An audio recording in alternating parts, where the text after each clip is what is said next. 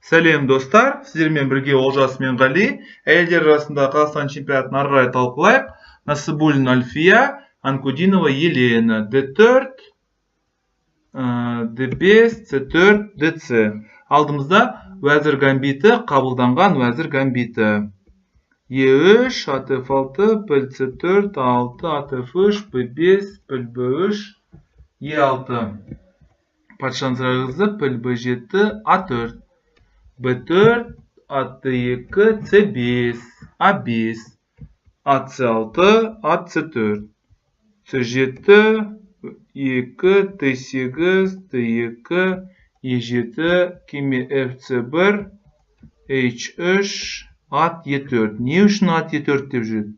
Мен алпы түсінбеймін. Мына аттың орны ерекше. Бұл атты мен енді жиі өздерінің видеоларымда айтам, қорғаушы деп атайым. Немесе өрт сөндіруші деп атайым. Егер де бұл ат жоғалатын болса, мына патшаға шабуыл болған жағдайда жағдайларыңыз қиын болады. Ат E4, жедік. Енді байқасаңыздар, мына ат деген мына жердің бәрін ішінен қорғамайды.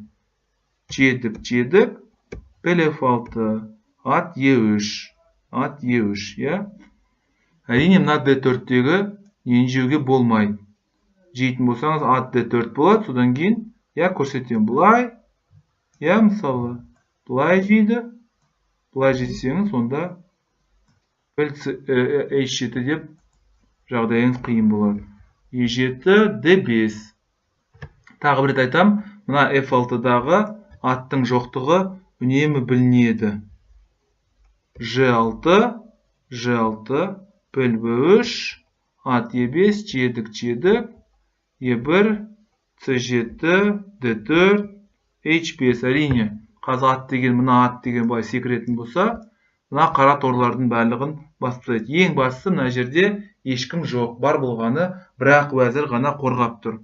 Әрине, осындай позицияларды Альфия ұнататын сияқты. Сол себепті бұл партияда өзінің ерекшеліктерін өткені. Кәсіби деңгейде сіз ұнататын позицияларға қарсыласыңызды кіргізіп алсаңыз, онда қарсыласыңыз қиналады. H5, патшаны барынша босатып жатыр. D1, G3, H4,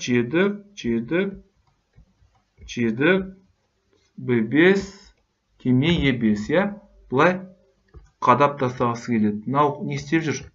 Мынау неге мына жақта тұрмайды? Мына жерде неге тұрмайды?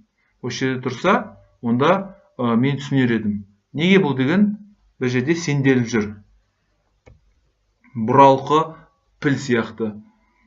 F6 шах, D4, F4, ат F6 шах. Қараңыздар. Ашық шах шабуылы. Ашық шах әдісі. Бұлай да шабуыл жасайды, және бұлай да шабуыл жасайды. Жедік. Әрине, мынаны жеуге болмайды. Егер мынаны жейтін болсаңыздар, онда кеме H5 деп шашылып қаласыздар. Бұлай E7. Осымен ойын аяқталды. Мына F7-дегі жауынгерді қалай қорғайсың? Қорғаудың ешқандай мүмкіндігі жоқ. Мені көрдіңіздер ме? Анкудинова Елена да өзінің варианттарын осы уәзір гамбитінде қарау керек. F6-дағы аттың неге босқадан босқа барды айырбастай салды. Бұлайда D2-дегі, мына қараңыздар. Мына D2-дегі ешқандай қауіп төндіріп тұрған жоқ. Мына піл деген неге парадта өзінің әп-әйбәт атын айырбастайды. Мен үнемі айтам, қандай да болса айырбас сіздің жағдайыңыз не жақсартады, не қиындатады. Каналдағы видеоларын ұнайтын болса лайк басыңыздар, каналға жазылыңыздар, сұрақтарыңыз болса қойыңыздар, шама шарқыма сәйкес жауап беруге тырысамын. Жақсылықта кездесейік, сау саламат болыңыздар.